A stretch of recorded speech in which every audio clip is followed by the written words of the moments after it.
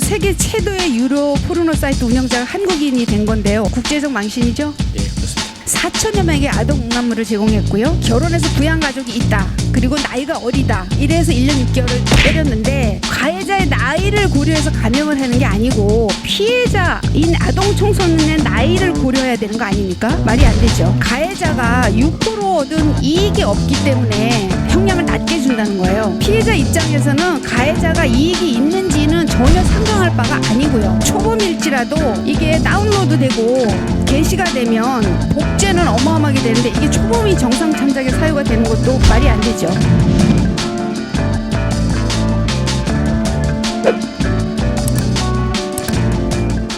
네, 지난달 16일 미국 법무부에서 그 아동 성폭력 다크앱 이용자들에 대한 32개국 공조수사 결과 발표했죠. 예, 알고 있습니다. 네, 이 발표로 세계 최대의 유료 포르노 사이트 운영자가 한국인이 된 건데요. 어떻게 생각하십니까? 좀 부끄럽기도 하고 또 저희들이 제대로 일을 처리를 못했다 하는 생각도 하고 있습니다. 네, 국제적 망신이죠. 네, 그렇습니다. 손 씨는 2015년부터 2년 8개월 동안 자신의 집에서 아동 포르노 사이트 웰컴 투 비디오를 운영하면서 4천여 명에게 아동 음란물을 제공했고요. 대가로 4억 원을 챙겼는데 판결이 어떻게 나온지 아십니까? 1심에서는 집행유예가 나왔다가 2심에서 1년 6월 나와서 지금 수감 중에 있는 것으로 알고 있습니다. 네, 미국은 2년부터 50년까지인가 그렇게 돼 있죠. 그렇습니다. 예. 이게 원래 현재 아동 청소년 성보호에 관한 법률에도 10년까지 선고가 가능한데요. 예. 이 아동 성착취 음란물에 대한 외국의 엄격함에 비해서 우리나라가 아주 엄격하지 않은 게 그대로 반영이 돼 있다고 생각이 들고요. 그래서 실제로 이 우리나라에서 해외 기반 포르노 사이트 처분 결과가 어떤가 하는 부분에 대해서 제가 분석을 좀 해봤는데요. 기본적으로 검찰의 불기소율이 매우 높습니다.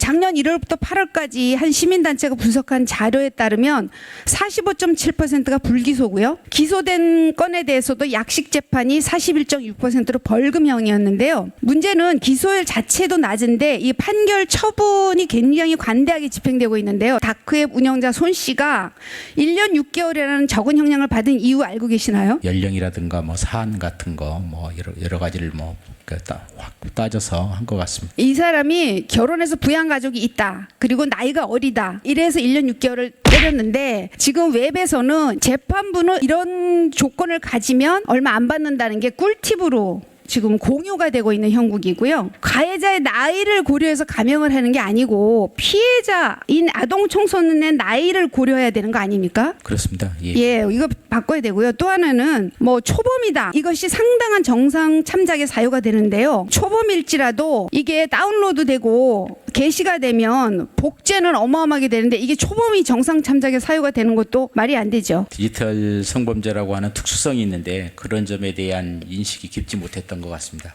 그리고 제가 가장 문제라고 생각했던 건요. 가해자가 유포로 얻은 이익이 없기 때문에 형량을 낮게 준다는 거예요. 피해자 입장에서는 가해자가 이익이 있는지는 전혀 상관할 바가 아니고요. 또 하나는 성폭력 처벌법에 따르더라도 불법 촬영물을 유포하기만 하면 처벌을 받도록 규정이 하고 있어서 이익을 얻었는가는 범죄 성립하고 관련이 없습니다. 더더욱이 가해자가 수익을 얻으려는 목적으로 유포를 하면 영리 목적 유포로 더 강한 처벌을 받도록 하는 별도 규정이 존재하죠. 그렇습니다. 예. 근데 유포로 얻은 이익이 없으니까 감형해 주면 성폭력 처벌법 14조 3항은 무력화되는 거 아닙니까? 그런 면이 있습니다.